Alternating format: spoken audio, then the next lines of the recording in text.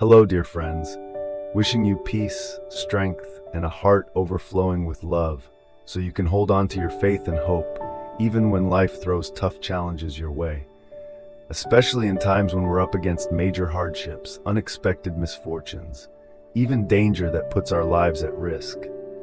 In moments like that, we need a few core things to anchor us. First, we need to believe, deep down, that everything in this world is impermanent.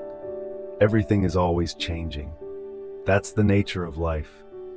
Buddha taught that all phenomena are impermanent. They're always in motion, always shifting. Some changes are massive and obvious. We can see them happen. Others are subtle, almost invisible to the eye. But if we're mindful, if we observe closely, we'll see it. Nothing ever stays exactly the same. So whether things are going well or going poorly, we can rest in the truth that no state of being is fixed. This understanding helps us trust that even the most difficult situations won't last forever. No matter how harsh or unstable life feels right now, it will eventually move. It will shift, it will rise, and then it will fall. It will arrive, and then it will pass. That's just the natural rhythm of the universe. This isn't just blind optimism. It's about seeing clearly. Nothing in this world stays the same forever. Not success, not suffering, not even joy. Believing this, really believing this, is like telling ourselves, the storm will pass and the sun will rise again. Second, we must trust that every hardship carries a lesson. Every misfortune, every challenge, every obstacle. We might not want them, but they come with a message. Because, let's be honest, when everything in life is easy and smooth, we often drift into autopilot. We start chasing comfort, indulging, and we forget to truly live. We forget to appreciate our health. We take relationships for granted. We lose sight of life's deeper purpose. But then life throws us into a storm like the global pandemic did. We were stuck inside, cut off from our usual routines, and suddenly we were face to face with ourselves. We had to sit still and really look at what was going on inside us. The fear, the confusion, the longing, but also the resilience, the compassion, the unrealized strength. Those difficult moments pushed us to reconnect with ourselves, with loved ones, and with the essence of being alive. Challenges shake us up, yes, but they also wake us up. It's like life is saying, hey, come back to what matters. Sometimes it's only when we lose our freedom, our normalcy, or our certainty that we finally start to see life clearly. So when these difficult events come, they're not just random tragedies. They might be life's way of inviting us to grow deeper, to love harder, to live wiser. Sometimes, hardship is the only thing powerful enough to interrupt our illusions and remind us what's truly meaningful. Third, we need to trust in our own instincts, our inner survival intelligence. It's far greater than we think. Scientists say we only use about 10% of our brain's potential. So the natural question is, why aren't we tapping into more of it? The answer is probably this: we need to be challenged in order to evolve. Growth doesn't come from wishing. It comes from training. It comes from pushing through discomfort, from practicing over and over again. So if we want to awaken that deep survival instinct, if we want to be strong enough to face any crisis, we've got to train. We've got to build our emotional and spiritual muscles. We have to believe, really believe, that our potential is far greater than what we've seen so far.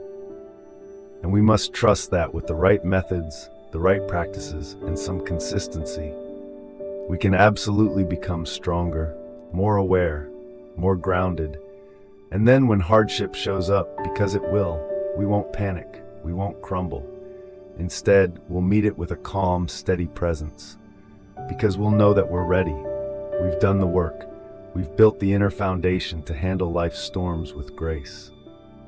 Fourth, we have to believe that we can grow from within, especially during times of crisis. When our soul matures, when our emotional immune system strengthens, we start to respond to challenges from a completely different level of consciousness. We stop reacting in fear. We stop blaming the world. Instead, we begin to see deeply. We recognize that what's happening out there is often a reflection of what's been happening inside us as individuals and as a species. The chaos outside may be a consequence of our collective unconsciousness, of living without mindfulness, without compassion, without responsibility. And when we start to awaken from that, when we begin to see from a higher perspective, we find answers. We discover inner power. We become capable of not only saving ourselves, but helping others too. And this isn't something reserved for a few spiritual masters. This is possible for everyone, if we're willing to put in the work and believe in the process. Fifth, we must hold faith in the intelligence of the universe. There is a greater order, a natural balance that's always at play. If life has to shake us, even break us a little, in order to wake us up, maybe that's the only way forward sometimes. Maybe we needed that shake to start valuing things we had taken for granted. Health, peace of mind, family, the simple joy of being alive. Many of us had perfect lives before, freedom, options, technology, comforts, and yet we were still unhappy, still restless. So perhaps the universe is rearranging things, not to punish us, but to guide us back to what's real, back to what matters, back to love, to connection, to truth. And yes, it might feel like we're being tested, but maybe that's what transformation requires. Sometimes comfort makes us weak, and crisis makes us strong. So if the gentle path didn't work, life will give us the hard one, not to destroy us, but to help us grow. And that growth, that's where true peace and happiness begin. And here's something important to remember. When we place our trust and hope in life, it doesn't mean we're asking for everything to go back to the way it was. It doesn't mean we want the world to return to exactly how it used to be. Because let's be real, what we had before wasn't always good for us. The systems we lived in, the habits we followed, the endless distractions, the constant chase for more, they didn't always bring us joy, peace, or meaning. So instead of clinging to the past, what if we redirected our faith towards something deeper? What if our hope wasn't about restoring old conditions, but about our own transformation? Because the truth is, when we grow, when we change, everything around us begins to shift too. So let's place our trust in the growth of our heart. Let's hope for a stronger, more loving, more awakened version of ourselves. If we can stretch beyond our old patterns, if we can rise above fear, selfishness, and small thinking, if we can touch something sacred inside of us, then no matter how the world changes, we will be okay. We'll adapt, we'll thrive, we'll create a new way to live together. So no, our hope is not a wish to rewind time. It's a powerful choice to step forward, wiser, braver, and more awake. Even just a small expansion of our heart, a little more awareness, a little more love, can shift everything. And here's the beautiful part. When you open your heart, you're not just changing your own life, you're lighting a spark for others. You become a source of encouragement and strength. When you choose to believe, when you choose hope, you become a living invitation for others to do the same. So let's not keep this energy to ourselves. Let's pass it on, through a phone call, through a message, through a conversation over tea, through a quiet moment of presence with someone who's hurting. Let's remind the people around us that no matter what's happening outside, they still have something powerful inside, something unshakable, something deep and true, something that no crisis can ever destroy. That inner strength is where real hope comes from. And the more we help others find that within themselves, the more connected we all become. Not in fear, not in panic, but in trust, in compassion, in grounded, resilient love. But let's go a step further. Let's move beyond words, beyond thoughts, beyond feelings. Let's take action. Because real hope, the kind that lasts, is backed up by how we live. That means choosing to live in a way that uplifts rather than harms. That means being mindful of what kind of energy we're creating each day. Are we generating peace or chaos? Are we contributing to healing or to noise? It starts with the small things, simplifying how we live. letting go of unnecessary luxuries that drain our spirit, choosing kindness over comfort, practicing restraint, not out of fear, but out of clarity. And from that clarity, we begin to build spiritual strength. Call it character, call it virtue, call it integrity. Whatever the name, it's the foundation that holds everything together when the world feels like it's falling apart. And this strength, this inner power, can't be bought or borrowed. It comes from consistent, intentional living. It comes from showing up for our soul, day after day, by reflecting, by meditating, by staying honest with ourselves, by cultivating stillness and insight, and most importantly, by serving. We weren't meant to just grow for ourselves. We're here to help lift others up too. So let's ask, how can we serve our community today? Maybe it's checking in on a neighbor. Maybe it's donating time, resources, or attention to someone in need. Maybe it's simply offering a warm smile, a kind word, or silent support. Every act of goodness becomes part of a larger energy field. And when enough people begin to live this way, with purpose, humility, and love, we generate a powerful force, a ripple of light, a current of healing, a frequency of hope. And that's not poetic fluff, that's real spiritual physics. What we radiate affects everything. When a single human heart expands, the world shifts just a little. And when many hearts awaken together, we begin to turn the tide. We begin to push back against darkness, not with resistance, but with radiance. So if you're feeling overwhelmed, remember, you don't have to fix everything. Just focus on strengthening your corner of the world. Start within yourself, then reach out, and then reach further. Hope doesn't live in fantasy. Hope lives in commitment to love, to growth, to truth. And the more we live aligned with those values, the stronger our collective spirit becomes. So yes, hold on to hope, but let it be active. Let it move through you. Let it change how you show up in this world. Because when faith and action walk hand in hand, they create a new way forward. And that's how we move from surviving to thriving, from fear to freedom, from despair to deep peace. So even if the storm keeps raging outside, even if the world continues to shake, there is a calm, powerful center inside of you that nothing can take away. And that, my friends, is where hope begins. Now here's the truth. Hope is not just a feeling you sit around waiting for. It's a flame you have to protect, feed, and share. It grows stronger when you act on it, when you nurture it through the way you live, the way you speak, and the way you treat others. This is the time, more than ever, for us to come back to ourselves, to reflect, to reset, to reconnect with the values that matter most. Because without that, no amount of external change can bring us peace. We need to build our spiritual immunity, just like we build physical strength. That means practicing mindfulness, staying present, letting go of habits that drain our energy, and choosing again and again to be part of the solution.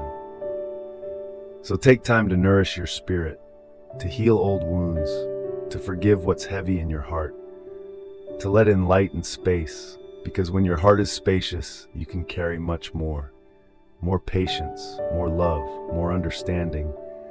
And from that place, you'll naturally want to help others too. You'll want to give, not just from obligation, but from overflow. You'll want to serve, not for approval, but because it's who you are. And when you live that way, you no longer feel powerless in a chaotic world. You feel aligned. You feel on purpose. This is what it means to return to yourself, to wake up, to take your rightful place as a conscious human being in this vast, interconnected web of life. And here's something else to hold close. When we believe in hope, when we live with faith, it doesn't mean we're naive. It means we understand the fullness of life, that joy and sorrow come together, that struggle and grace often walk side by side, that even in the darkest times, there are seeds of renewal. So don't lose heart if things are still hard. Don't feel like you're failing because you feel fear or doubt. You're human. And being human is not a mistake, it's a miracle. What matters is what you do with that humanity. Do you shrink away from life, or do you lean in, Do you shut down or do you soften? Do you stay stuck in your pain or do you use it to grow? That's the real path. That's the real practice. And it's available to every single one of us. But we must choose it. Over and over. Choose to show up. Choose to care. Choose to believe that you're more than your past, your pain, or your limitations. And when we make that choice, not once, but every day, we begin to shape a new world. A world where love is louder than fear, where connection is deeper than division, where peace is not a distant dream, but a lived reality. So how do we keep going? How do we stay steady when everything feels uncertain? We lean into practice. We lean into community. We lean into action. That means taking care of our mind and body. It means observing our thoughts. It means questioning our assumptions. And it means staying grounded in truth, not getting swept away by panic or negativity. Let's also remember, we're not alone. Even if we're physically isolated, we are part of a shared human journey. We can still send kindness through a message, through a smile, through a small act of care. We can still remind each other, you're not forgotten, you matter. And little by little, this creates a network of light that spreads farther than we know. So let's be intentional. Let's live with meaning. Let's contribute energy that lifts people up. And if you're wondering where to start, just start here. Keep your heart open. Be aware of the energy you carry and share. Choose words that heal. Live simply and wisely. And most of all, stay connected to your inner world. That's where all real transformation begins. And finally, let's talk about one more thing. Faith with action. Hope with effort. We can't just dream of a better world while continuing to live from fear, greed, or distraction. We need to align our actions with our highest intentions. That means honoring our commitments, living in integrity, creating rather than consuming, helping rather than harming. It means protecting our energy, not letting ourselves fall into despair or drama, and being fierce in the face of apathy. This is the time to become who we were meant to be.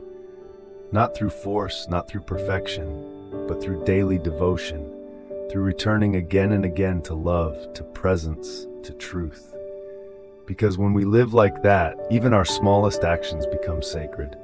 Even the way we make tea, send a message, hold space for a friend, it all becomes part of a greater offering, a greater energy, a greater healing. So don't underestimate your role in the world right now. You matter. Your actions matter. And your faith, your hope, your commitment to light, they ripple out in ways you can't even imagine. And if we all take responsibility for our energy, our choices, and our contributions, then together we become an unstoppable force of good. We become a wave of clarity in a time of confusion, a breath of peace in a time of chaos, a vessel of healing in a world that needs it deeply. So keep believing, keep growing, keep serving. Let your life be a light, one that reminds others of their own. Let your presence be medicine. Let your actions be blessings. Let your soul speak through everything you do. And in that space, may faith and hope rise not just in you, but all around you. Not as a fantasy, but as a way of living. A path we choose, step by step, breath by breath. Thank you for being here. Thank you for choosing to live with heart. Thank you for believing that we can all rise together. Because we are not alone. We are one.